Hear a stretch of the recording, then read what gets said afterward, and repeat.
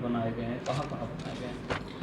माननीय deputy CM sir के मार्गदर्शन में आईजीपी सर एवं पुलिस एवं नगर निगम के वरिष्ठ अधिकारियों के मार्गदर्शन में एवं आदेशानुसार पार्किंग व्यवस्था को लेके पॉइंट्स बनाए गए हैं शहर में।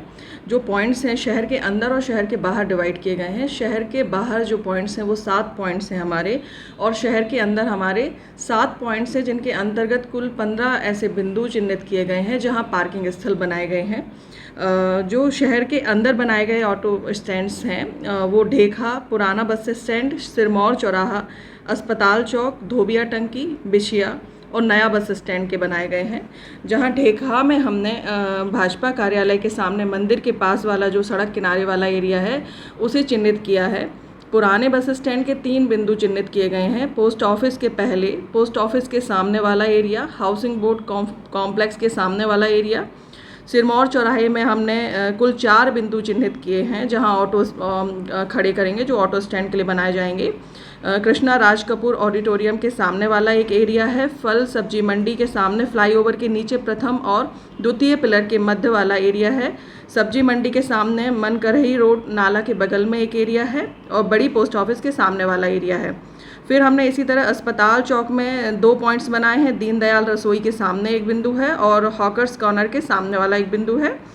धोबिया टंकी में भी 2 बिंदु बनाए गए हैं। धोबिया टंकी के सामने वाला जो एरिया है वो, और एक बीटीआई के सामने वाला एरिया है उसे भी चिन्हित किया गया है। बिछिया के अंतर्गत जगन्नाथ मंदिर के सामने और महामृत्युंजय कॉम्प्लेक्स के सामने 2 बिंदु बनाए गए हैं।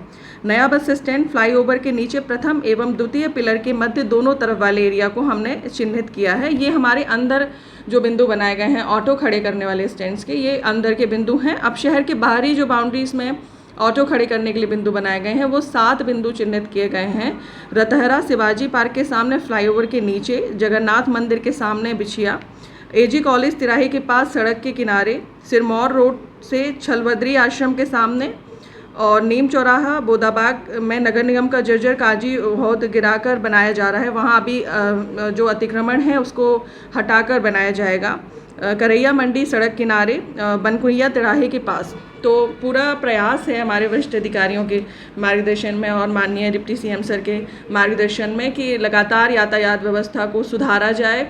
और जो ऑटो चालक हैं, जो प्रायः देखा जाता है कि अनावश्यक तौर पे सड़क के बीच में खड़े होते हैं जिससे कि यातायात व्यवस्था प्रभावित होती है, तो उनको प्रॉपर स्टैंड्स बनाए जाएं। हालांकि बहुत जगह इन बिंदुओं पर स्टैंड बनाए गए थे, परंतु ऑटो चालक उसमें अपना ऑटो नहीं रखते थे, जिस कारण से यह अव्यवस्था हो रही है। तो लगातार हम नगर निगम और यातायात पुलिस ये प्रयास कर रही है कि उन्हें ये आदत डाली जाए उनके अंदर कि जो व्यवस्थित हमारा यातायात हो वो इस बात को समझ सकें कि इस व्यवस्था को बनाने में उनका महत्वपूर्ण योगदान है।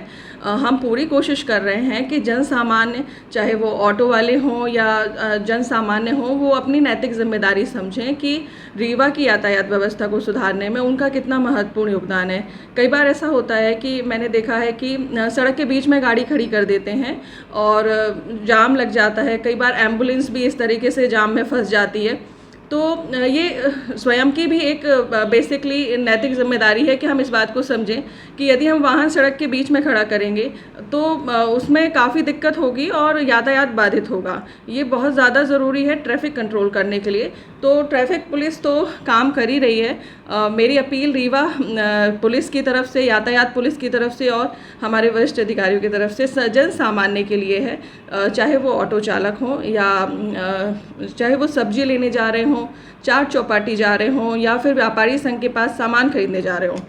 उनसे ये अपील है कि वो इस बात को समझें कि उनका सहयोग हमारे लिए बहुत आवश्यक है। यदि वो हमारा साथ देंगे तभी हम रीवा को सुव्यवस्थित यातायात व्यवस्था की तरफ ले जाएंगे। उनका सहयोग हमारे लिए बहुत ज़रूरी है। तो मेरी अपील है कि हमारे साथ आप आएँ और अपनी नैतिक जिम्मेदारी को समझें और हम सब मिलकर अपने रीवा को अच्छा करते हैं। हम सब मिलकर अपने रीवा के यातायात को सुधारते हैं। अक्सर देखा जाता है कि ऑटो ओवरलोड चलती है, उन पर क्या कार्रवाई की? हाँ, अभी ओवरलोडेड वाहन पर लगातार कार्रवाई की जा रही है क्योंकि ये उनके लिए भी हानिकारक है। कई बार ऐसी दुर्घटनाएं हो जाती हैं जो ओवरलोडेड वाहन के कारण होती हैं। तो लगातार समझाइश और कार्रवाई की जा रही है। कि वो ये बात समझें कि अननेसेसरी ओवरलोडेड सवारी वाहन या फिर ओवरलोडेड सामग्री लेकर रास्ते से ना निकलें, क्योंकि कई बार ये दुर्घटना की कंडीशंस क्रिएट करती हैं। तो इसमें लगातार चालानी कार्रवाई की जा रही है। निरंतर हमारे अभियान चलते हैं, जो हम यातायात पुलिस और जो थानों की पुलिस टीम होती है उनके साथ संयुक्त रूप से लगातार कार्रवाई कर रहे हैं।